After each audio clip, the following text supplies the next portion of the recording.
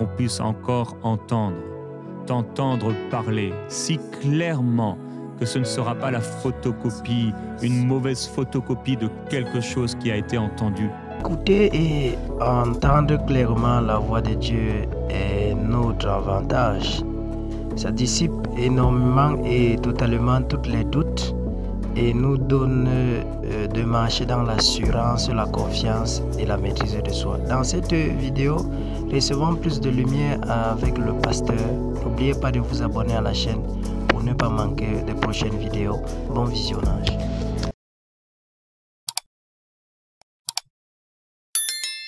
Alors nous lisons, comme on a commencé hier, mardi, dans 1 Samuel chapitre 3 verset 1 et on va lire aujourd'hui jusqu'au verset 2 peut-être plus.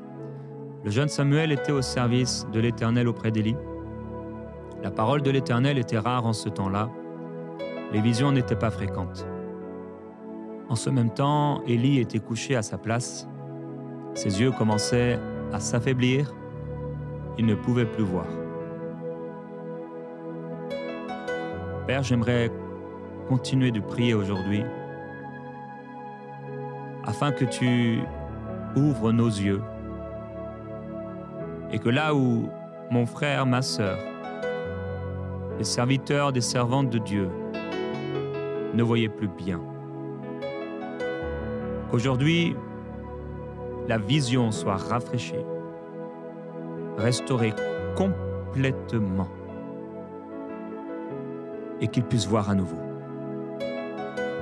Père, le sacrificateur Élie ne pouvait plus voir. Les visions n'étaient pas fréquentes. La parole était rare. Sa vue s'était affaiblie. Il ne pouvait plus voir. Père, je crois qu'aujourd'hui, c'est vraiment ce qui arrive.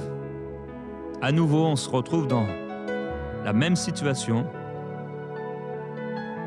avec une foule d'hommes et de femmes qui sont dirigés par des hommes qui ne voient plus, par des hommes dont la vue s'est affaiblie, par des hommes qui donnent peu de ta parole et qui voient peu. Père, je prie aujourd'hui que ta parole nous soit encore communiquée par l'Esprit. Ta parole était rare. C'était un moment où il était rare d'entendre ta parole. C'était un moment où il était rare d'entendre te parler, d'entendre nous parler. C'était un moment où il était devenu rare d'entendre quelqu'un parler de ta part. Père, il y avait pourtant des sacrificateurs. Le temple était là.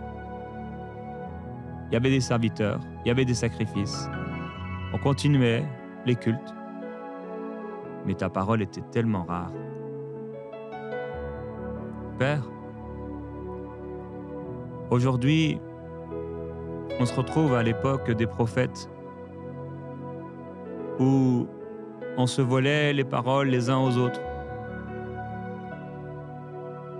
et on n'allait pas puiser, on n'allait pas chercher, on n'allait pas creuser.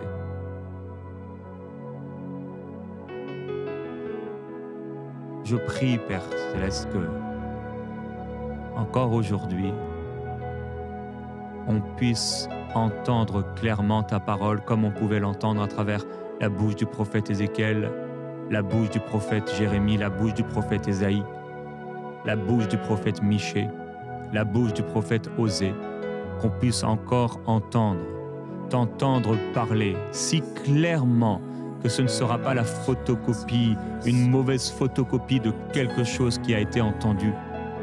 On est dans un monde, Seigneur, où les modes dans l'Église, elles se diffusent.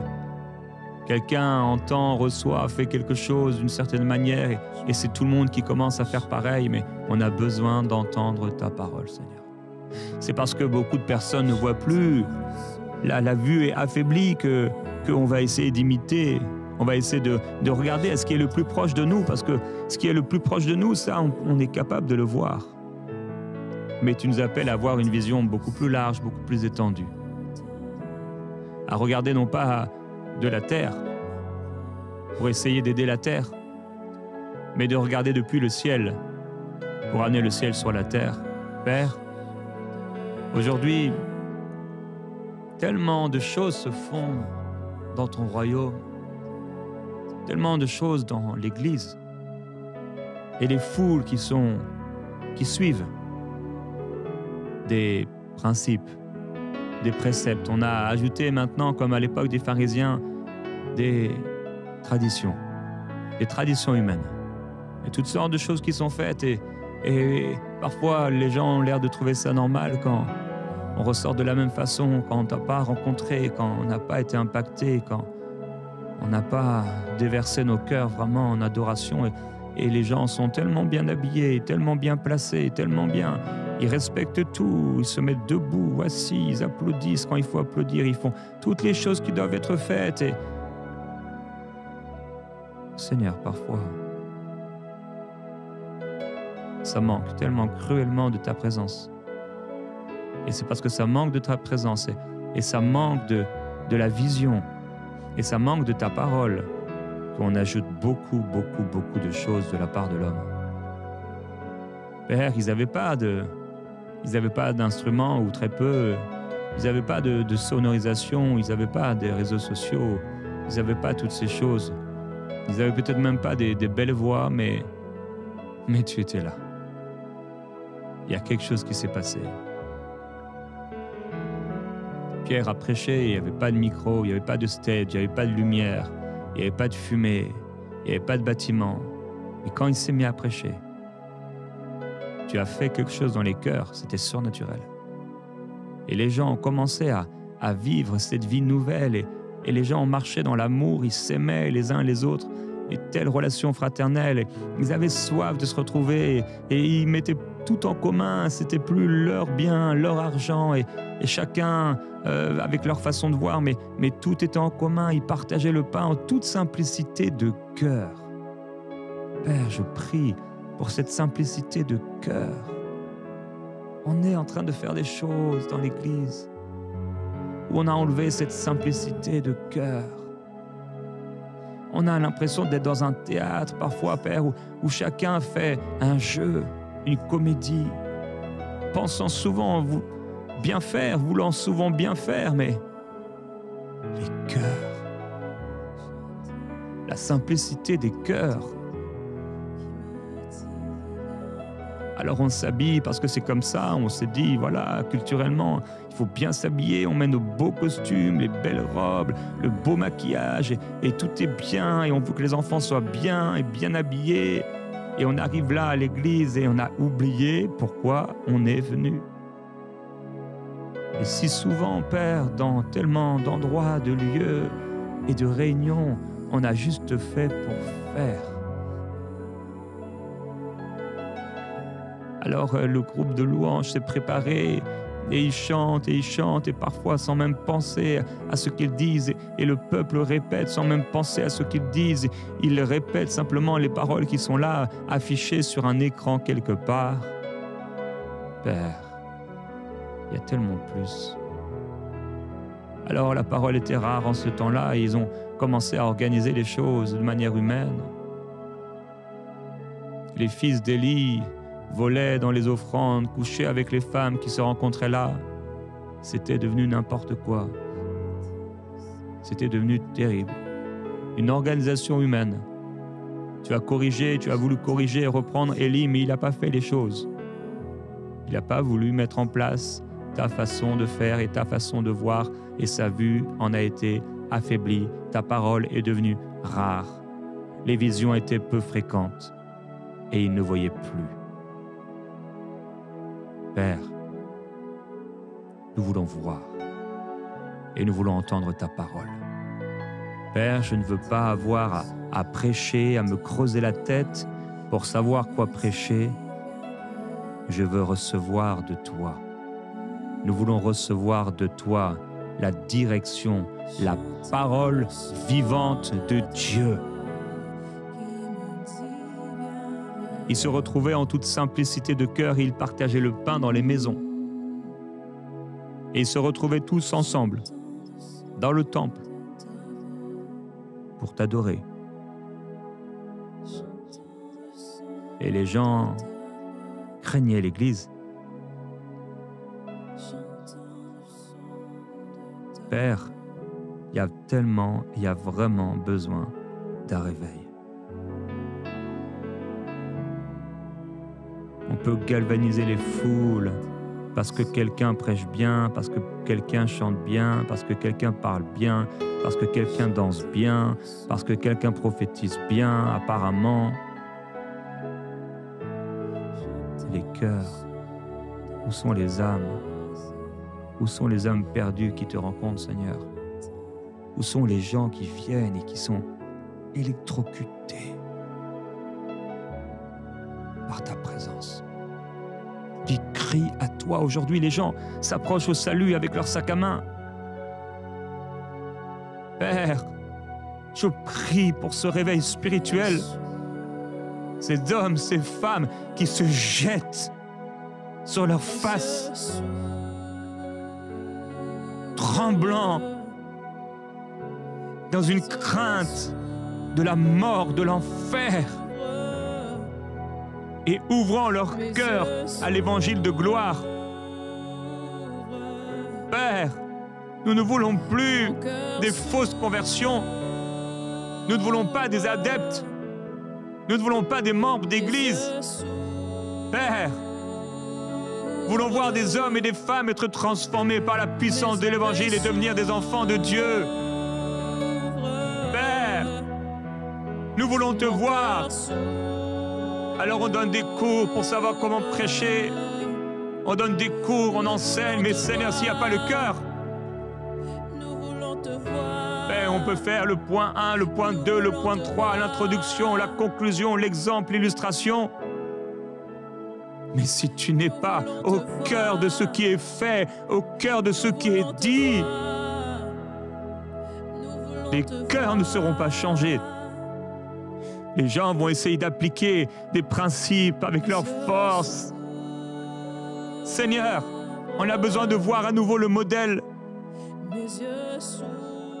Et nous voulons nous conformer au modèle que tu es pour nous. Jésus-Christ, chef de l'Église. C'est toi le chef de l'Église. Ce ne sera jamais le pasteur le chef de l'Église. C'est toi le chef de l'Église. C'est toi, Seigneur.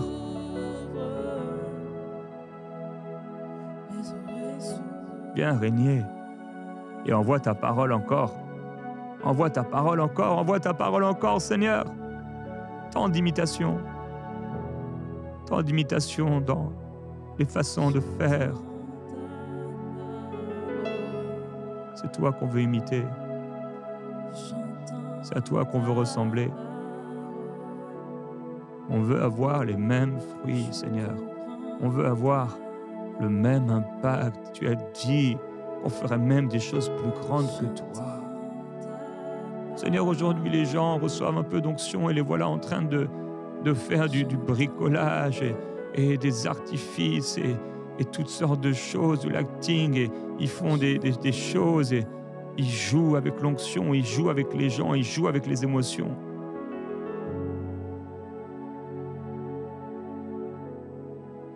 Père, guéris les aveugles. Guéris nos yeux. Guéris nos yeux, Seigneur. Guéris nos yeux. Père, l'Église a besoin de toi. L'Église a besoin de toi. On a l'impression parfois, Père, que c'est une foule disséminée partout et comme si ils vont à l'Église, mais c'est comme si c'est des individus séparés les uns des autres. Alors que tu as voulu qu'on soit un. chacun dans son clan, chacun avec ses amis. Père, je prie pour une Église puissante. Une Église puissante. Père, on est arrivé à cette génération, à ce temps où tes enfants ne prient plus pour l'Église. Où tellement de gens sont intéressés par leurs désirs personnels. Si on annonce une réunion, on va prier pour l'Église, les gens ne sont pas là. Si on annonce une réunion, on va prier pour les missionnaires, les gens ne sont pas là. Si on annonce une réunion où les gens vont prier pour les pasteurs, les évangélistes, les gens ne sont pas là. Mais si on annonce une réunion où on annonce qu'on va s'enrichir, les gens sont là. Qu'on va obtenir un mariage, un travail, le succès, les gens sont là. Père, il faut que tu parles. Il faut que tu parles. Je t'en prie, Jésus-Christ, Roi de gloire, l'Esprit du Seigneur est sur moi parce qu'il m'a oint pour annoncer. Pour annoncer. Merveilleux Jésus-Christ, voilà le pasteur qui doit prêcher. Et il est en train de regarder ce qui se fait à droite, à gauche. Quel est le message à la mode? Qu'est-ce qui marche en ce moment? Voilà le pasteur en train de vouloir préparer son message. Et il est en train de vivre comme quelqu'un qui irait demain faire une conférence. Mai cabro de sukeliana la dolia kolowe ribrilla sukelumala belikila tolo liabali lobali kelema olubro suko rebra fele. On a remplacé l'esprit par la chair. On a remplacé le divin, on a remplacé l'esprit par l'homme. On a remplacé l'esprit prophétique, la parole prophétique, par une parole humaine de sagesse qui va remplir la tête et le cœur reste le même à la fin. On a besoin de ton esprit, Seigneur, qui parle encore. On a besoin de ton esprit qui ouvre nos yeux. On a besoin d'hommes et de femmes qui sont de véritables serviteurs et de servantes de Dieu, qui n'ont pas peur de prêcher ta parole et de dire ce qui doit être dit. Il y a besoin, Père, et je prie que tu amènes encore, que tu amènes, que tu emploies, Seigneur, que tu fasses naître, émettre, Seigneur, émerger des hommes et des femmes qui prêchent ta parole comme elle doit être prêchée. Père, même si c'est pas beau, même si c'est pas selon les normes, ça respecte pas ce qui doit être fait. Aujourd'hui, tellement, Père, les choses sont dans une boîte et on veut que tu rentres dans la boîte. Et on veut que le prophète rentre dans la boîte. On veut que le serviteur de Dieu rentre dans la boîte. Mais Père, tu ne pourras pas rentrer dans ces boîtes. Tu ne veux pas rentrer dans ces boîtes.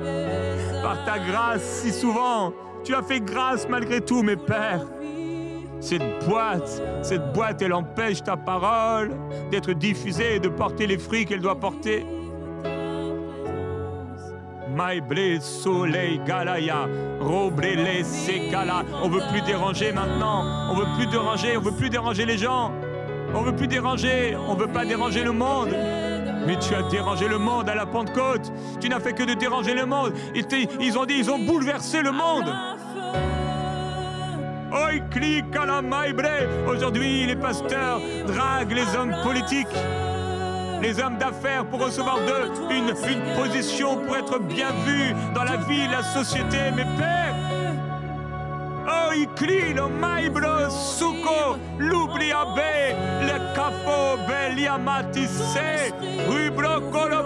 Jean-Baptiste n'a pas eu peur de dire ce qui était. Il n'a pas eu peur de dire aux pharisiens qui vous a appris à fuir la colère à venir. Et tu n'as pas eu peur, Seigneur, de prêcher, de déclarer ce qui était. Tu n'as pas eu peur de dire les choses telles qu'elles étaient. Père, je prie pour des hommes et des femmes qui n'ont pas peur de dire la vérité, pas des hommes et des femmes qui se prennent pour les grands prophètes, rebelles dans leur cœur, rebelles à toute autorité. Ils n'ont pas d'église, ils font n'importe quoi, ils sont dans la division, pas ce genre d'hommes et de femmes. Mais des hommes et des femmes de Dieu, marchant dans l'humilité, la soumission et l'amour, la puissance et l'autorité de Christ, établis dans l'Église. Et depuis l'Église, briller et apporter ta parole.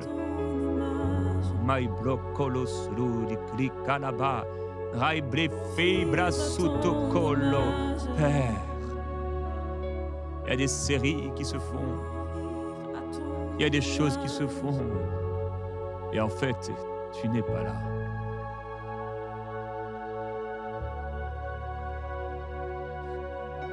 Père, je t'en prie, si le bateau est en train de prendre une mauvaise direction, parle-nous. Si on est en train de chavirer, si on est en train de se déporter, ramène-nous. Ramène-nous, s'il te plaît, Seigneur, de la voie dont on s'est égaré. Ramène l'Église. Ramène l'Église. Aujourd'hui, on a parfois l'impression qu'on est en train de créer des citoyens du monde, de leur montrer comment être quelqu'un dans la société, comment réussir dans la société, comment posséder, comment être propriétaire, comment avoir, comment diriger, comment contrôler, même comment manipuler. Père, je prie que tu pardonnes l'Église, que tu nous pardonnes pour toutes les fois où on s'est égaré, toutes les fois où on voulait bien faire les choses, mais notre cœur, quelque part, n'a pas eu la foi nécessaire, l'attente nécessaire pour attendre ta parole. Alors on a pris un message de quelqu'un. Je prie pour tous ces frères pasteurs. Je prie pour toutes ces sœurs qui te servent.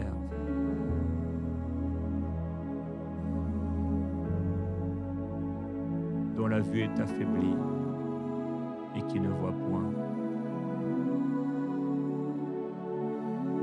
Seigneur, ils ont besoin de toi. On a besoin de toi. Tous mes frères, mes sœurs, ils ont besoin de ta parole. Ils ont besoin d'une vision. Ils ont besoin que tu parles. Nous avons besoin que tu parles. Nous avons besoin d'entendre encore « Ainsi parle l'Éternel ». Nous avons besoin d'entendre et que ce soit si évident, que ce soit si clair, qu'il y a une crainte de Dieu dans le cœur de l'Église. Que les gens, à la fin, après avoir entendu, sont bouleversés intérieurement. Les maris se repentent pour les adultères, les femmes se repentent pour l'adultère, les enfants se repentent pour la rébellion, les hommes, les femmes se repentent pour leurs péchés. Leur cœur est contrit. On ne veut plus ça, Père. Tellement d'églises ne veulent plus ça. Ils veulent plaire. Ils veulent plaire.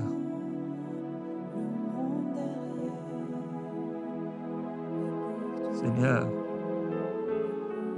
Maroblele, et Claude là, vai croe, ribaleia proca lobale, rimaigle, obe fe la boli, crustikawa, rimai bressé, on laisse l'esprit parler, ma colobro sucolo colidi, raibre vai mama, même si ça dérange, même si ça dérange. Même si ça dérange. Nous disons encore, parle, parle, parle, l'esprit des quatre vents, parle. Que l'esprit parle. Que l'Esprit parle encore. Parle, Seigneur, parle, parle, parle, parle. Parle, parle, parle, parle. Aujourd'hui, on doit chercher. Aujourd'hui, on cherche un message, quelqu'un qui parle bien. Quelqu'un qui parle des choses qu'on vit, qui sait mettre des images, l'art oratoire. Et nous voulons qu'une armée d'hommes et de femmes puisse se lever avec la parole de l'Éternel. Et qu'on n'ait plus à chercher, mais que ça se présente là devant nous, tellement la parole est là, présente. Père, je prie qu'il en soit ainsi, au nom glorieux, merveilleux de Jésus-Christ. Parle encore, Seigneur, parle, parle. Ton serviteur écoute.